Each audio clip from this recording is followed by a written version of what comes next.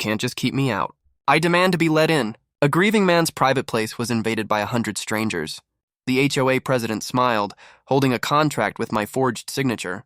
She thought she could bully me, but she didn't know I'm a retired lawyer. Her single digital mistake would cost her and the entire neighborhood everything. For a long time, the smell of sawdust and fresh paint was my only comfort. It was a new way for me to find peace. For 67 years of my life, I had been busy with two things, either in a courtroom as a lawyer or on a construction site, building a case or building a house. After my wife Helen passed away, the silence in our old home was too hard to handle. The quiet felt heavy and loud. I knew I needed a change, a new project to focus my mind and my heart on. That's when I found this place. It was a worn-out, forgotten lakefront house in a very quiet suburb in North Carolina. The neighborhood was known for having a homeowners association or HOA that was very particular about its rules. Most people would have run away from a place with so many rules, but I thought their strictness would actually guarantee the peace and quiet I was searching for. I wanted a place where no one would bother me. I wanted to heal in peace. The house itself was a mess. It had porches that were falling apart and windows that shook loudly every time the wind blew, but I could see past the problems. I saw that it had good bones, as they say.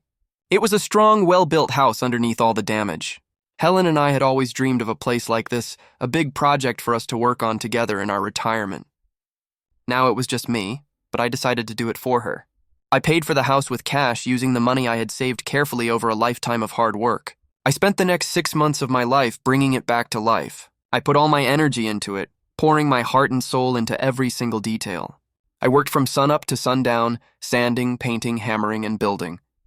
It was a slow and steady process, but every finished room felt like a small victory. Every fresh coat of paint was a step toward a new beginning.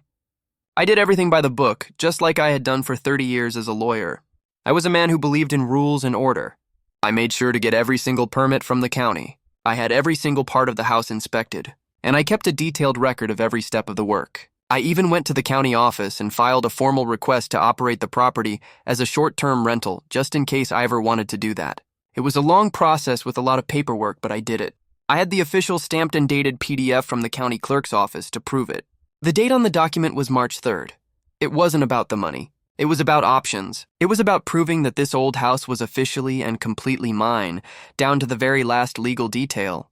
My new piece was built on a solid foundation of paperwork. That solid foundation was shaken on a Saturday morning in early spring. An email arrived in my inbox. The sender was Brenda Evans, the HOA president. I had only met her once before at a quick gathering by the mailboxes. She had given me a brief, overly wide smile. Her email was coded in that same fake kindness. She said she wanted to know if she could hold a little get-together for the neighborhood welcome committee at my house. She praised the work I had done, calling my home the crown jewel of the lake. The flattery was a bit too much, but I just saw it as a normal part of neighborhood life. I wrote back to her politely but firmly. "Thank you for the kind words, Brenda," I typed. "But the house isn't ready for guests just yet. My wife's ashes are still on the mantle, and I'm not quite ready for parties." It was the honest truth. Helen's ashes were in a beautiful cherrywood box right over the fireplace I had just restored. That spot was sacred to me. It was a place for me to remember her and feel close to her. I hit send on the email and thought that was the end of it. I thought my polite refusal was clear and final. The next day, I drove to the hardware store for wood stain and sealant, leaving the mansion quiet and empty.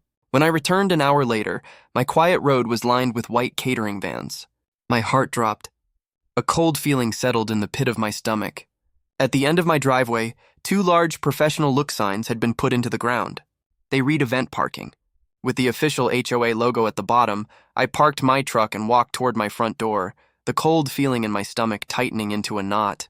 I had triple-checked that the front door was locked, but now it was wide open. Inside my home, the home I was still trying to heal in. Strangers were unfolding chairs and setting up buffet tables. String lights were already draped across the pork beams. A man in a white chef's coat was telling 2 others where to place a large metal food warmer. He saw me and smiled, wiping his hands on his apron. "You must be the owner," he said, his voice echoing in my foyer. "Place looks great." Brenda wasn't kidding. I just stared at him, unable to speak. I must have mistaken my shock for confusion. "Oh, don't worry. We're right on schedule for tonight's event," headed cheerfully. "We'll be all set up by 5. I finally found my voice. "What event?" I asked. "I never approved any event." The caterer's smile disappeared. He pulled out his phone, tapping the screen a few times. "That's funny," he said, his tone shifting from friendly to businesslike. "Oh yeah," Brenda said. "You approved it weeks ago. She sent USA contract and everything." He turned his phone screen toward me, and there it was, a formal-looking rental agreement for my property for that very evening. It listed all the services, food, staff, and a timeline. At the bottom, as clear as day, was my own digital signature, the one I had used for court filings and contracts for 30 years. It was a perfect copy, but I had never ever seen this document before in my life. The caterer, sensing the sudden tension, scrolled down. "She's got 97 guests who have already said yes," he said, his voice now filled with concern. "Is there a problem?" "A problem?"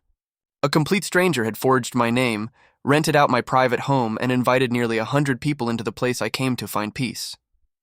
All without my knowledge or permission. This wasn't a mistake. This was a home invasion disguised as a neighborhood party. My first thought wasn't to yell or scream. It was to secure my home. I walked past the shocked caterer, out my front door, and down the long gravel driveway to the main gate. It was a heavy black iron gate, and I swung it shut. The loud click of the heavy latch was satisfyingly final. I twisted the key in the lock, then turned back to face the small crowd of confused workers on my property. I addressed the head caterer calmly. "I'm sorry you've been put in this position," I said, "but there is no event here today. You and your staff need to pack up your equipment and leave." He started to protest, mentioning the money Brenda had paid as a deposit. But I held up a hand. "That is between you and her," I said, my voice flat and even. "This is private property, and you are now trespassing. Please go." The authority in my voice, the kind I had developed after decades in a courtroom, cut through his confusion. He nodded slowly and began telling his team to pack up. I walked back inside my house and picked up my phone. It was 4:15 in the afternoon. I found Brenda Evans's number in the HOA directory and dialed. She answered on the second ring, her voice dripping with fake cheerfulness. "Michael, so glad you're getting into the community spirit." I kept my tone level. "Brenda, there's been a mistake. There is no party at my house today. I've asked the caterers to leave." The fake warmth in her voice vanished, replaced by a cold, mean sigh. "Michael, don't make this difficult," she said as if she were speaking to a stubborn child. "The entire neighborhood is looking forward to this. It's just one evening." "Don't be so selfish. Selfish!" The word hung in the air between us. Selfish for wanting privacy in my own home, right next to the place where I was honoring my wife. That was when I knew this wasn't a simple misunderstanding. This was a game of power. She was trying to show me who was in charge. I ended the call without another word and turned my attention to the real problem, the contract. I had asked the caterer to email me a copy before he left. I opened the file on my laptop. It was a standard PDF document. It looked real and convincing, but a forged document is like any lie. It always leaves a trail. I took a screenshot of the entire document, attached it to a new email, and sent it to my niece, Sarah. The subject line was simple. "Uncle Michael, urgent question. Sarah Isa paralegal, and she's smarter than anyone I know when it comes to digital paperwork." While I waited for her to call me back, I looked at the document myself. That's when I noticed something strange. The email the caterer had forwarded me, the one from Brenda, was dated that morning. But the details in the contract, the menu choices, the guest count seemed too specific for a last-minute agreement. A few minutes later, my phone buzzed. It was Sarah. "Uncle Michael," she said, her voice all business. "Where did you get this?" I explained the whole situation to her. She was silent for a moment, then said, "Okay, I see the problem. This is careless work." She explained it to me in simple terms. A digital file like a PDF has hidden information inside it. It's called metadata. It's like a birth certificate for the document showing who created it, and most importantly, when it was created. Brenda had emailed the signed contract to the caterer on April 10th. But the PDF's metadata showed it was actually created on March 15th. She had made the forgery weeks ago, long before she even emailed me to ask for permission. She never intended to ask. She was just creating a fake paper trail to cover her tracks. Just as this realization settled in, a new email notification popped up. It was from the HOA's official email account. The message was short and to the point. It said that my refusal to host the pre-approved community event was a violation of the neighborhood's rules. They were fining me $2,000 a day until I did as they told me and opened my gate. The email also mentioned that I had given a verbal agreement to Brenda weeks prior. My blood ran cold. This wasn't just a mistake. This was a planned attack. They weren't just trespassing. They were trying to build a legal case against me based on a complete lie, but they made a huge mistake. They didn't know who they were dealing with, and they didn't know about my front door. I had installed a security camera the day I moved in. It records every visitor, every sound, and every motion. It saves everything to a secure online server with a timestamp. I pulled up the video archive for the last 2 months. I saw the mail carrier, package deliveries, and even a raccoon that tried to make a home in my flower pot. What I didn't see was a single visit from Brenda Evans-Orney, other member of the HOA board. There was no verbal agreement because there was no conversation. They had never even been to my door. Their lie was directly contradicted by a video log they had no idea existed, licensed by Google. As if on cue, another email arrived, but this one was a forwarded message sent to me by a neighbor, Tom. He was a retired electrical worker who didn't like the HOA very much. The original email was from Brenda, sent to the entire HO email group. It read, "It seems Mr. Vance is having a difficult time. He's just bitter. Single men are like that. Don't worry about the party, everyone. I've got the keys." I read that last line twice. I've got the keys. I hadn't given anyone keys. How did she get into my house? The shock that had been simmering all afternoon finally burned away, replaced by something cold and hard inside me. It was the same feeling I used to get in the courtroom right before a closing argument. When I knew, without a doubt, that I had the other side trapped, I looked from the forged PDF on my screen to the cherrywood box on my mantel. They hadn't just trespassed on my property. They had trespassed on my grief. They had brought their petty politics and lies into my sanctuary, the one place where I was trying to find healing. I sat back in my chair and said the words out loud to the empty room. "You just forged a document on a lawyer's house." I paused, taking a slow, steady breath. "I hope you kept the receipt." The rest of the weekend was a blur of quiet fury. I didn't yell or rage. I organized. On Monday morning, 1 week before Brenda's imaginary party, my kitchen table looked just like my old office before a major trial. A fresh legal pad sat next to a steaming mug of black coffee. I had a new manila folder, and on the tab I wrote in neat block letters, "Evansby forgery, trespass." The anger had cooled into a single sharp point of focus. This was no longer just a personal insult. It was a legal case to be built brick by brick with facts that could not be denied. My first task was to write down the proof in a way a judge could understand in seconds. People think digital evidence is complicated, but it's usually the opposite. It's brutally simple if you know where to look. I wanted to create a guide for myself and for anyone else who might face something like this. So I wrote down the steps. How to prove it. Tip number 1. Match the file data to the email data. I opened the forged PDF Brenda had sent. On a computer, you can find the hidden information in the file properties. It tells you everything: the author, the title, and the 2 most important dates, the creation date and the modification date. The file said it was created on March 15th. Then I looked at the email she sent to the caterer. Every email has a hidden roadmap called its header. You can view it by finding an option like Show Original. It looks like a bunch of code, but it contains a timestamp for every server the email passed through. The very first one, the one from her computer, showed it was sent on April 10th. Her document was created almost a month before her email was sent. It was like finding a Roman coin dated 50 BC stamped with the words "Made in China." It was impossible, and it was the cornerstone of my case. Armed with my proof, I decided to give them one chance to back down. The monthly HO meeting was that evening held in the community clubhouse, a boring room that smelled of pine cleaner and stale coffee. I walked in carrying a slim black binder. 11 board members sat around a long table with Brenda at the head, looking confident and pleased with herself. She saw me and her smile tightened. I waited for the open comment period at the end of the meeting's agenda. When my turn came, I stood up, binder in hand, and spoke in a calm, steady voice. "I am here to address the event that has been scheduled at my private home without my permission," I said, "and the $2,000 a day fine I received for closing my own gate." Brenda jumped in immediately, her voice full of fake concern. "Michael, we've been over this. It's for the good of the community." A verbal agreement was made. I didn't look at her. I addressed the entire board. "No such agreement was made," I said. "My doorbell camera logs show that no one from this board has ever visited my property to get such an agreement. What did happen is that a forged rental contract with my signature was sent to a catering company." A few of the board members shifted uncomfortably in their seats. Brenda, however, became even more stubborn. "Forgery is a very strong word," she said, her voice dripping with meanness. She then tried to use her best argument. "Besides, there's a past history of this. We've used empty homes for events before with a simple handshake agreement. It's how we've always done things here. This was the moment I had been waiting for. This was the lie I knew she would tell. I opened my binder. Are you referring to a specific history? I asked, my voice still quiet. One of her friends, Aslikel-looking man named Sam, the board treasurer, nodded. Of course, he said. It's common practice. I laid a document on the table for them to see. That's interesting, I said, because this is a certified copy of a public records request I filed last week. It's for all temporary event permits issued in this neighborhood for the last 10 years. There are none. Not one. I then turned to a new page in my binder. This is a summary of all large-scale social events listed in the HOA's own newsletters for the past 5 years. All of them took place either here in this clubhouse or at the public park, never on private property.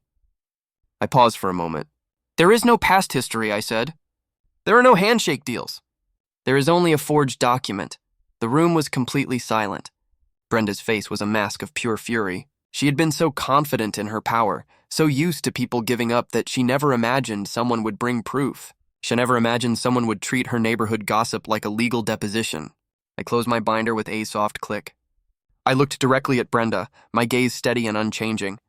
You can't vote against gravity, I said, my voice just above a whisper, and forged contracts fall the same way. I didn't wait for a response. I turned and walked out of the room. As the door swung shut behind me, I saw my neighbor Tom leaning against the wall in the hallway. He'd been listening. He didn't say a word. He just looked at me, gave a slow nod, and held up his fist. I bumped it with my own. No words were needed, the battle had been started. And for the first time since this started, I wasn't alone. My small victory at the HOA meeting bought me about 48 hours of peace. Then on Thursday afternoon, the counterattack came. It didn't arrive with a loud bang, but with the quiet sound of an envelope being slid into my mailbox. It was a thick cream-colored envelope with the HOA logo on the corner. Inside was a 2-page letter from Brenda. The first page was titled, "Oh, Sincere Apology." It was a masterpiece of fake niceness filled with phrases like, "I regret any misunderstanding." And it seems we got our wires crossed. She was apologizing for my feelings, not for her actions. But the real trap was on the second page titled Community Event Release Form. It was a new document that asked me to say that the whole thing was a mix-up and to give permission for a new event in the future. In exchange, the HOA would drop the $2,000 a day fine. It looked like a peace offering, but it was a bear trap. A lawyer learns to read a document, not just for what it says, but for what it doesn't say. This form never once mentioned forgery. Instead, it was carefully written to sound like I, the homeowner, had simply forgotten a previous conversation and was now being kindly given a chance to fix my mistake. If I signed it, I would be legally admitting that a verbal agreement had existed all along. I would be saying Hurley was the truth and my entire case was fake. She wasn't trying to make peace. She was trying to get me to sign a confession. I took a black pen and wrote "nice try" in big letters across the top of the form, then scanned both pages and saved them to my evidence folder under the file name Brenda's Fake Apology. The next morning, her campaign went public. When I went to get my newspaper, I found a glossy flyer tucked under the red flag of my mailbox. It was a professionally printed leaflet with a cheerful picture of the lake on the front. The headline read, "A note to our neighbors." The text was designed to hurt. "We regret that Mr. Vance of the lakefront mansion is choosing not to host the annual welcome event after all." It read, "He had previously agreed in spirit to share his beautiful new home with the community, but has since changed his mind. We are working to find an alternative place." It was a planned act of public shaming.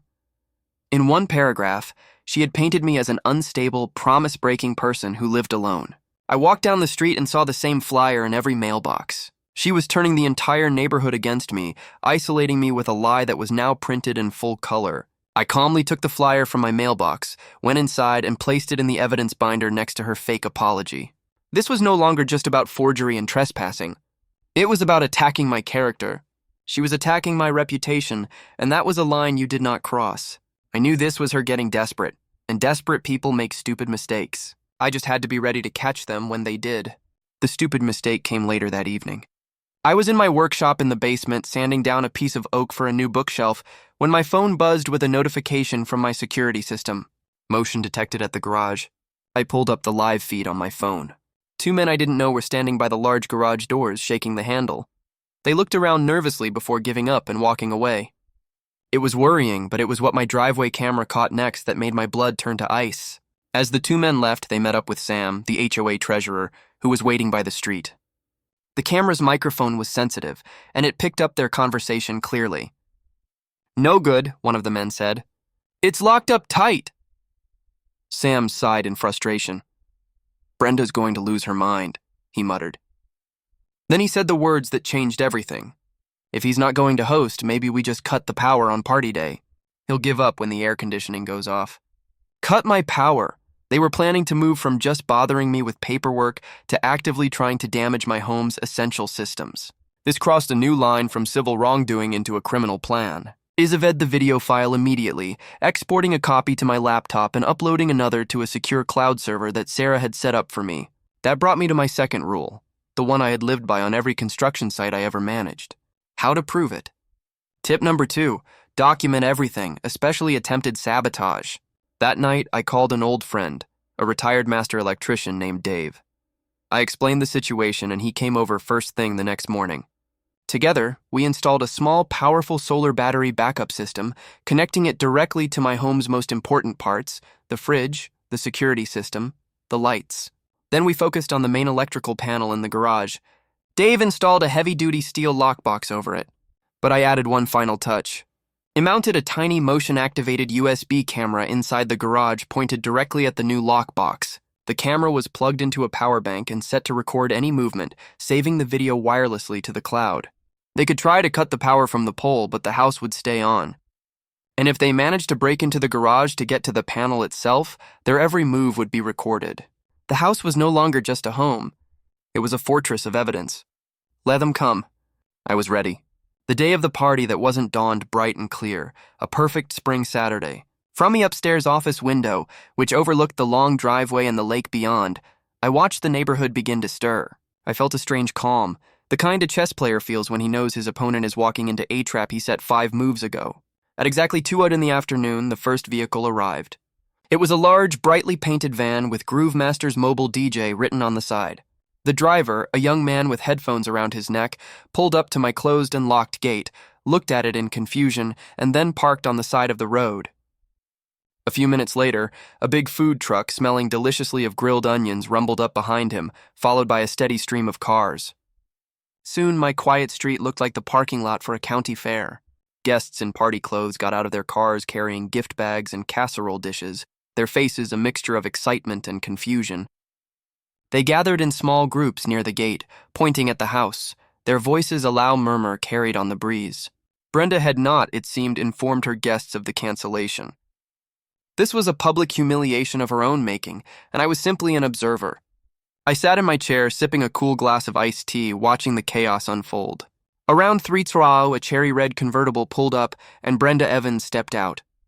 She was dressed in a flowy white dress, looking the part of the gracious hostess. Her smile disappeared as she saw the scene.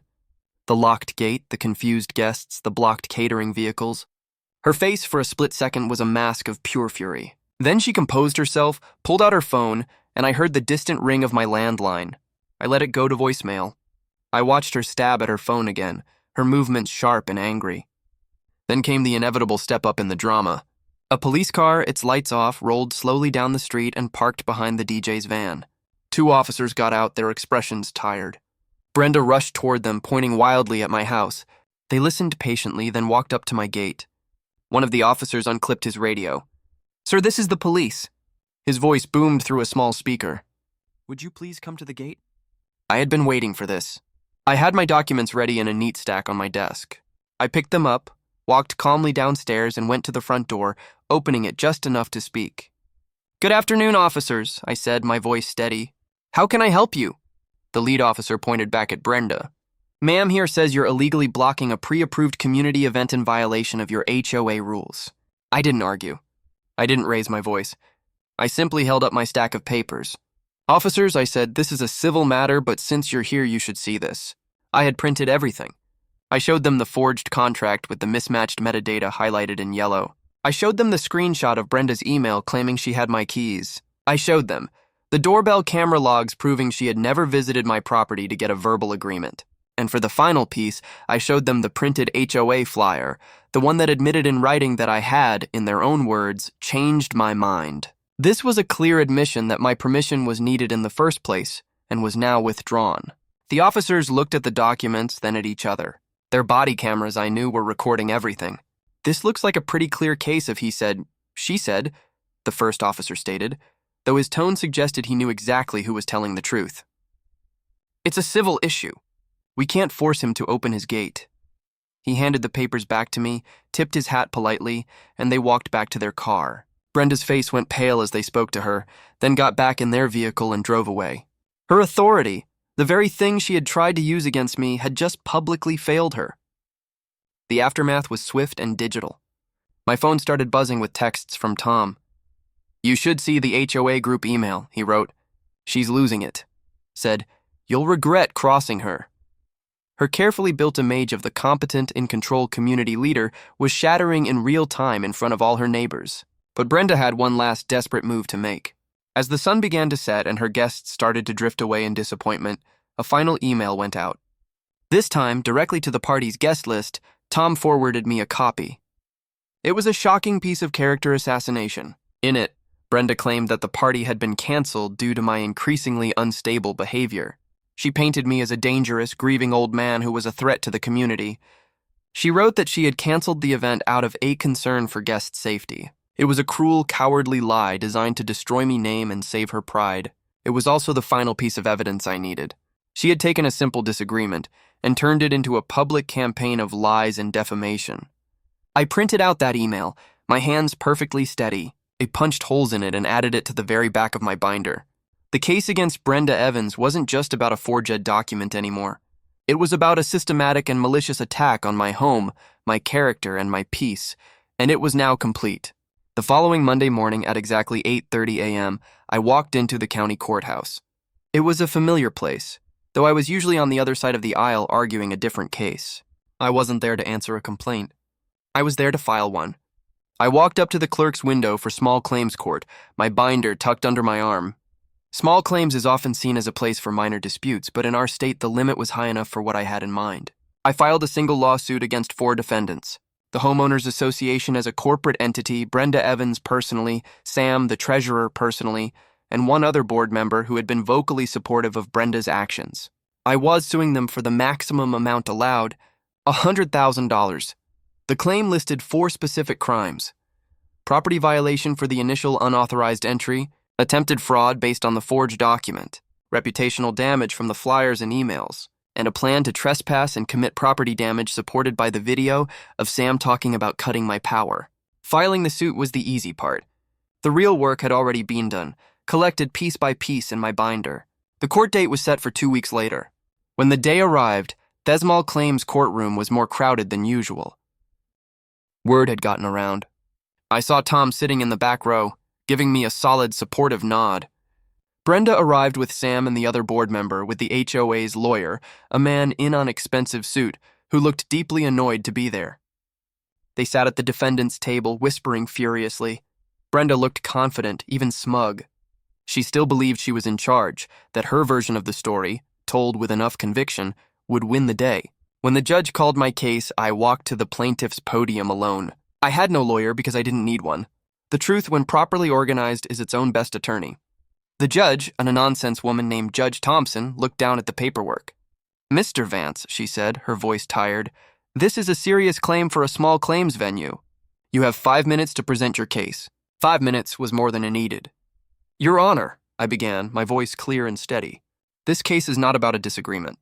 It's about a documented campaign of fraud, trespass, and defamation." I walked to the clerk and handed over 4 neatly labeled exhibits.